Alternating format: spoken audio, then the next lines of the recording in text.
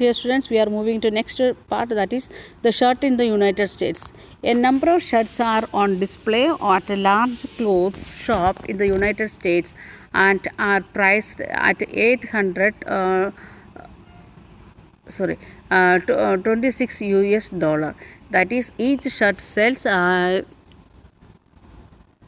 26 US dollar or 1800 rupees, means that when we are converting to Indian rupees, that is 1800. And use the diagram shows that in the margin fill in the blanks, and it is given that one of the shirt, we already discussed that part, and according to that we want to fill it. The business person purchased the shirt from the garment exporter in Delhi for 300 rupees per shirt, and he then spent 400 for advertising in the media and other 200 for storage, display and all other charges. Thus the cost of this person is 900 rupees, while he sell the shirt for 1800, means he is getting 900 rupees as his profit on one shirt.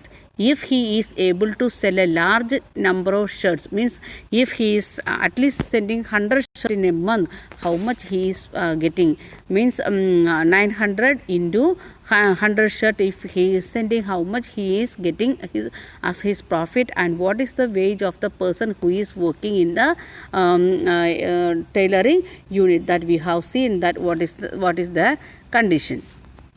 The garment exporter sold the shirt at 300 rupees per piece, and the cloth and other raw material cost him 100 rupees per shirt, and the worker's wage cost another 25 rupees or 50 rupees. The cost of running his office and other things, it is coming 25 rupees.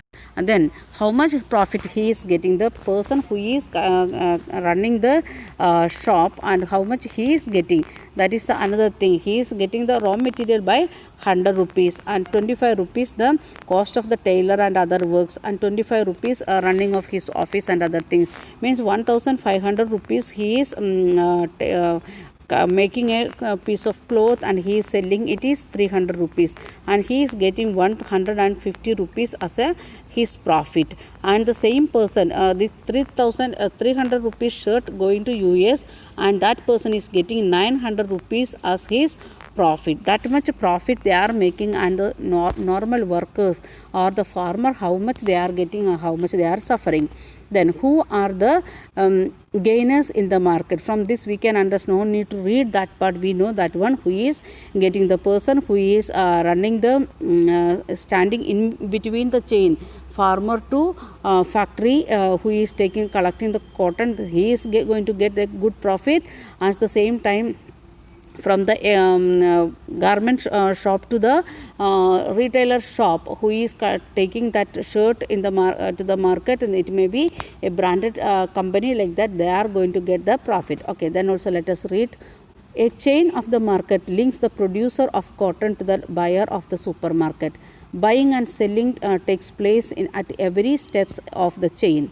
Let us recall who were people and who were involved in this process, buying and selling. We already know, from the farmer, the contractor collecting, contractor giving to the ginning market, ginning, spinning, like that it is going, then it is coming as a yarn, then coming to the garment, means the weavers, and weavers making the cloth, and cloth is going to the ready-made shop makers, ready-made workers, they are making the shirt, and it is coming back to the consumer again. And did they all gain as much? And there were people who made profit in the market, and there were some who did not gain as much from the buying and selling, despite their having toiled very hard. They earned little, means the farmer or the tailor or the piece worker or the iron who was doing the ironing, they was who was really done the maximum work, they got very less profit or less wage they are getting. And the person who is standing middle as a contractor or as a owner of the company, they are earning the maximum profit. Then market and equality, that is because of this disparity, we want who is gaining the maximum in the profit, because because of that we are coming to the conclusion that in the market there is inequality. So we are going to think about how we can make equality or what it mean. The foreign business person made a huge profit in the market. Compared to this, the garment exporter made only a moderate profit. And on the other hand, the earnings of the workers at the garment export factory are barely enough to cover their day-to-day needs. It is not at all enough to cover their day-to-day life. And similarly, we saw the small cotton farmers and the weavers at Erode put in the long hours to hard work, but they did not get a fair price in the market for what they produced.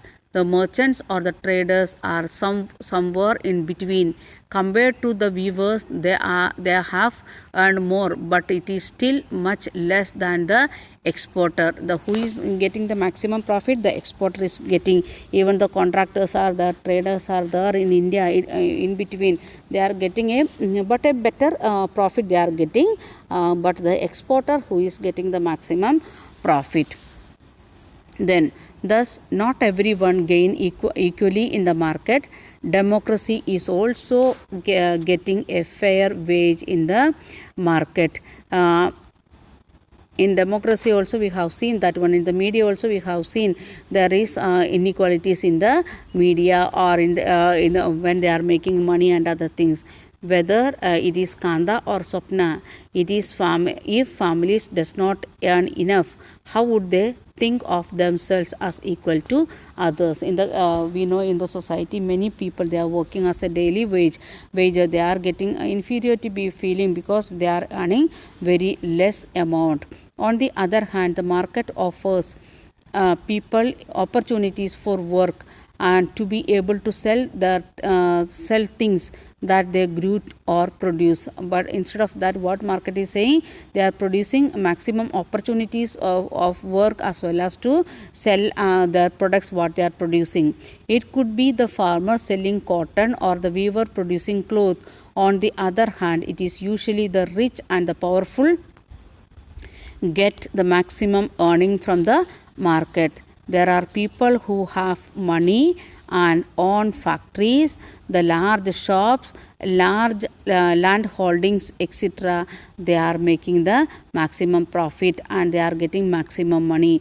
But the people, those who don't have money, those who don't have their own factories, those who don't have their own shops, those who are landless laborers, they are getting very, very less amount. The poor have to depend on the rich and the powerful for various things. If they want to get work, they want to depend on the rich people or the factory people or the shopkeeper. They have to depend on loan, as in the case of Swapna, and as a small farmer for raw materials and making for their goods. And if we are thinking about weaver or the garment, we know the piece workers in our area, those who are collecting cloth from the particular exporting unit, and they will make according to their need, exporters need, they will make cloth, particular shirt or something, they will company will take it. Like that piece work also they want to get from factory worker. So they are totally dependent on the rich people or those who are having money as well as opportunities. Because of this dependence, the poor are exploited in the market. Why the poor people exploited? Because of the they are dependent on the rich people very much. That's why the exploitation is going on. And we know some of our parents are laborers. It may be in a big factory or in a good position, or we are having our own shops or our own small business. In that we can think like that, how we are thinking equally, or how we are showing our humanitarian view to that particular workers, that you that thing you want to, means that is your life skill. Look at the people and how much they are suffering, or how we can help them, or how we can produce maximum opportunities to the people in front of them as a work, make the or create maximum job opportunities. That is the thing at least you can do in your this school going age itself. By that you can help the people to get their work. By that they will get maximum better wage, like that we can hope. Then There are ways to overcome these such of the forthcoming cooperative of producers and ensuring the laws are followed strictly. And when we are creating the job opportunities, we want to think like that. We want to form the cooperatives of the producers, who the farmers, for example sugar cane or cotton farmers, together they want to produce the cooperative, with the help of this cooperative they want to sell their things. At the same time we want to ensure that we are following the laws strictly.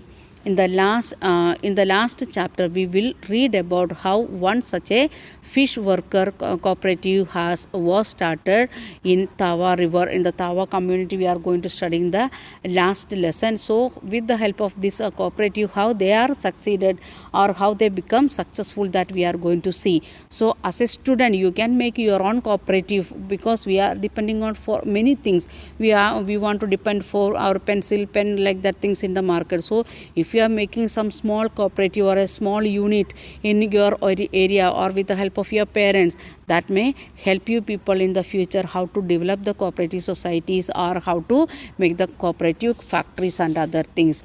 Okay, so your life skill what you want to learn in this lesson: look at the people and show your sympathy to them, empathy to them, and try to create maximum job opportunities in front of the people. By that, let them get a good wage, let them get a daily job at least by 100 rupees or 200 rupees, so they can succeed, or at least they will feel like that we are getting some job at least in our own area. Okay, by this we are completing the lesson, and your homework is complete the book back exercise. Okay, I will send the link of the book back exercise. You can check it and you can complete it.